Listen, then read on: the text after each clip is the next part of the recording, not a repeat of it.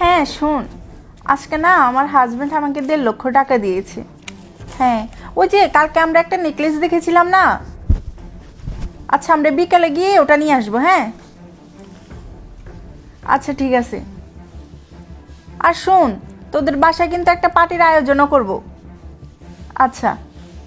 এই তামু, তুমি সারাদিন এত ফোনে কার সাথে কথা বলো? আমি যখনই আসি তখনই দেখি তুমি ফোনে কথা বলতেছো। সংসারের দিকে তো একটু মনোযোগ দিতে পারো, তাই না? কই সারাক্ষণ কথা বলি? আমি তো আমার বান্ধবীর সাথে একটু কথা বলতেছিলাম। ওই যে তোমাকে কালকে বললাম না আমার একটা নেকলেস পছন্দ হয়েছে, ওটা কেনার ব্যাপারেই কথা বলতেছিলাম। আচ্ছা বলো কি বলবা? টাকা হাতে পেতে না পেতেই তোমার গয়না কেনার চিন্তা শুরু, তাই না? আচ্ছা শোনো, তুমি কিছুদিন পরে গয়না কিনো, এখন আমার টাকাটা ইমার্জেন্সি লাগবে, টাকাটা দাও আমাকে।